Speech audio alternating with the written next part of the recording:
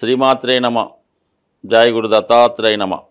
ఈ వీడియోలో మనం వృషభ రాశి వారికి 2025వ సంవత్సరం మార్చి నెల ఫలితాలు పరిశీలించే ప్రయత్నం చేద్దాం. మరి ఒక విధంగా పరిశీలించినప్పుడు మన వృషభ రాశి వారికి చాలా గ్రహాలు లాభస్థానంలోకి రావడం వల్ల రాను రాను వీళ్ళ యొక్క ఆర్థిక పరిస్థితి, విజయ అవకాశాలు చాలా అనుకూలంగా మారడం జరుగుతూ ఉంటుంది. సాధారణంగా అందరూ చెబుతున్నటువంటి షష్టగ్రహ కూటమి ప్రభావం చాలా వరకు వృషభ రాశి వారికి లాభస్థాయిగా ఉండే అవకాశాలు ఉన్నాయి. ఇప్పుడు ఆల్రెడీ 3 గ్రహాలు లాభస్థానంలో ఉండడం జరిగింది.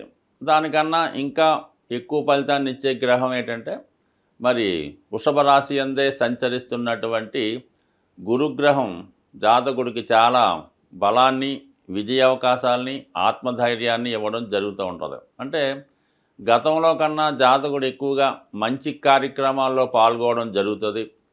తనలో ఉన్నటువంటి దైవభక్తి ఇతరులకి మంచి మార్గంలో పెట్టే ప్రయత్నం చేస్తాడు.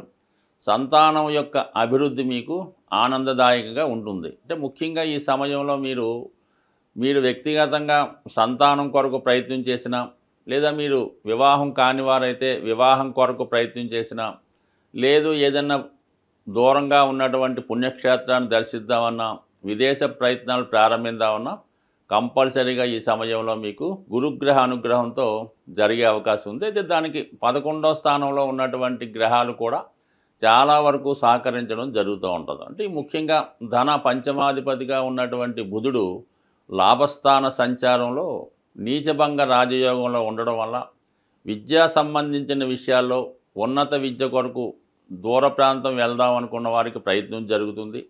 అలాగే ఏదైనా మీలో ఉన్నటువంటి టాలెంటు, అది ఒక కళారంగంలో కానీ, ఎడ్యుకేషన్లో కానీ, కంప్యూటర్ రంగంలో కానీ, సినిమా రంగంలో కానీ ఉన్నటువంటి వారికి మీ ప్రతిభకు తగిన విధంగా గుర్తింపు, దానికి తగు విధంగా మీ యొక్క ఆదాయం కూడా పెరగడం జరుగుతుంది. మిగతా వాళ్ళు ఏంటి కొత్తగా ఆలోచన, కొత్త వ్యాపార ఆలోచనలు చేస్తారు.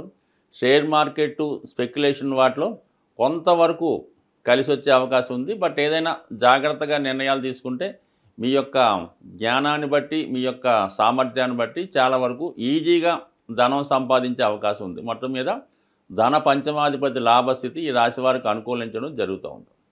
ఆల్రెడీ శుక్రగ్రహం రాహుగ్రహంతో కలిసి ఉండడం వల్ల ఇది ఎక్కువగా సినిమా కళారంగంలో ఉన్న వాళ్ళకి, సినిమా యాక్టర్స్కి, యూట్యూబ్ క్రియేటర్స్ కూడా గొప్ప గొప్ప అవకాశాలు రావడం, ఎక్కువగా విదేశం నుంచి మీకు అవకాశాలు రావడం కూడా ఈ సమయంలో రావడం జరుగుతూ ఉంటుంది. ఇంకా రాహు ఉండడం ఎప్పుడు కూడా మనకి ఎక్కువగా ఈ సాఫ్ట్వేర్ రంగం వాళ్ళకి, మెడికల్ రంగం వారు కొత్త కొత్త యంత్రాలు ఉపయోగించడం, వాళ్ళ యొక్క నాలెడ్జ్ని ఇంప్రూవ్మెంట్ చేసుకుంటూ వారి యొక్క ఆదాయాన్ని కూడా పెంచుకునే అవకాశం ఉంది. ఎవరైతే ప్రస్తుతం ఉన్నటువంటి ఆదాయంతో పాటు అదనపు ఆదాయం కొరకు ప్రయత్నం చేస్తుంటారో వారికి కూడా ఈ సమయంలో చాలా వరకు ఆర్థిక పరిస్థితి బలపడే అవకాశం ఉంది. మరి ప్రస్తుతం ఇంచుమించుగా మనకి మార్చి 14-15 తారీఖుల వరకు దశమ స్థానంలో శని ప్లస్ రవిగ్రహ సంచారం, ఇది ప్రభుత్వ ఉద్యోగులకి చాలా వరకు పని ఒత్తిడి పెరిగినప్పుడు కూడా మీ సామర్థ్యానికి తగిన గుర్తింపు రావడం జరుగుతూ ఉంటుంది. ఎవరైతే ప్రభుత్వ రంగ సంస్థల్లో ఉద్యోగం కొరకు ప్రయత్నం చేయడం కానీ, ఏదైనా నామినేటెడ్ పోస్ట్ కొరకు ప్రయత్నం చేస్తున్నా సరే, లేదంటే మీ పెద్దవారి ద్వారా వారసత్వంగా మీకు ఏదైనా పదవి రావాల్సి ఉంటే ఈ సమయంలో మీరు దాన్ని ఖచ్చితంగా ప్రయత్నం చేయొచ్చు. దానివల్ల అధికార పదవి, అలాగే గుర్తింపు, హోదా కూడా పెరిగే అవకాశం ఉన్నది. ఇక ముఖ్యంగా మరి ఈ నెల ద్వితీయార్థంలో రవి లాభస్థానంలోకి ప్రవేశించడం అన్నది సంవత్సరంకి ఒకసారి, ఎప్పుడైనా సరే రవి ఎవరికన్నా సంవత్సరంకి ఒకసారి 11వ స్థానంలోకి రావడం జరుగుతూ ఉంటుంది. ఆ నెలంతా కూడా చాలా కాలంగా ఆగిపోయిన పనులు పూర్తవుతుంటాయి. ప్రభుత్వ సహకారం లభిస్తూ ఉంటుంది. అలాగే స్కాలర్షిప్లు లాంటి ధనం కూడా రావడం జరుగుతుంటుంది. మరి వృషభ రాశి వారికి కూడా మరి ఈ నెల అంటే మార్చి నెల 14-15 తారీఖుల్లో సుమారుగా 11వ స్థానంలోకి రావడం వల్ల భూములు, స్థిరాస్తుల వల్ల లాభం కలుగుతుంది. ముఖ్యంగా ప్రభుత్వ పథకాలు మీకు అనుకూలంగా రావడం జరుగుతుంది. అంటే మాతృస్థానం ద్వారా, తల్లి తరపు బంధువుల ద్వారా, తల్లిగారి ద్వారా, అలాగే పేరెంట్స్ ద్వారా కూడా మీకు ప్రోత్సాహం లభించే అవకాశం ఉంది. అలాగే మీ యొక్క పెద్దవారితో, మీ పెద్దవారి పేరుతో ఉన్నటువంటి స్థిరాస్తులు ఏమన్నా ఉంటే అది మీ పేరుకి మారడం జరిగే అవకాశం ఉంది. ఒక విధమైనటువంటి స్త్రీధనం, గుప్తధనం ఈ సమయంలో మీకు లభించే అవకాశం ఉన్నది. అంటే ఓవరాల్గా ఈ గ్రహాలన్నీ కూడా లాభస్థానంలోకి రావడం వల్ల ఏ ప్రయత్నం చేసినా కూడా ఈ వృషభ రాశి వారికి వారి యొక్క ప్రయత్నానికి తగిన ఫలితం రావడం జరుగుతుంది. ఇక మనకి ముఖ్యంగా కుటుంబ స్థానంలో ఉన్నటువంటి కుజగ్రహం, సప్తమ వ్యయాధిపతిగా ఉన్నటువంటి కుజగ్రహం వల్ల కుటుంబ సభ్యుల మధ్య, ముఖ్యంగా భార్యాభర్తల మధ్య అయితేనే, అన్నదమ్ముల మధ్య అయితేనే, పార్ట్నర్స్ మధ్య అయితేనే చాలా వరకు విభేదాలు, అభిప్రాయ భేదాలు వచ్చే అవకాశం ఉన్నది.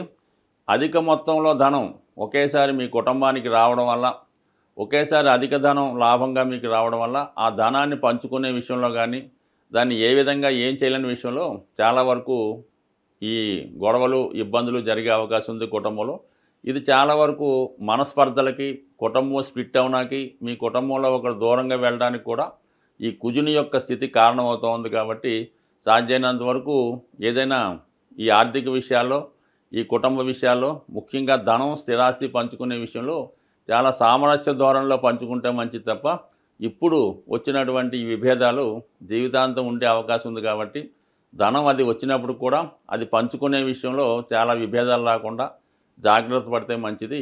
ప్రస్తుతం ఈ మార్చి నెలలో గ్రహస్థితి ఆర్థిక పరంగా చాలా ఇబ్బందికరమైన పరిస్థితులు ఏర్పడే అవకాశం ఉంది. దానికి కారణం ఏంటంటే ధనాన్నిచ్చే శుక్రుడు రాహుతో కలిసి ఉండడం, అలాగే గురు శుక్రుల పరివర్తన, ముఖ్యంగా ఈ వృషభ రాశి, మీనరాశి ఈ రెండు కూడా శుక్రుని యొక్క స్వక్షేత్రం, ఉచ్చక్షేత్రాలు అవ్వడం వల్ల శుక్రగ్రహం లక్ష్మీ అవతారంగా భావించడం జరుగుతూ ఉంటుంది. కాబట్టి మరి ఈ ప్రభావంలో ఏంటంటే కొద్ది ఫైనాన్షియల్ టైట్ ఎక్కువ ఏర్పడుతూ ఉంటుంది, విపరీతమైనటువంటి ధన వ్యయం జరుగుతూ ఉంటుంది.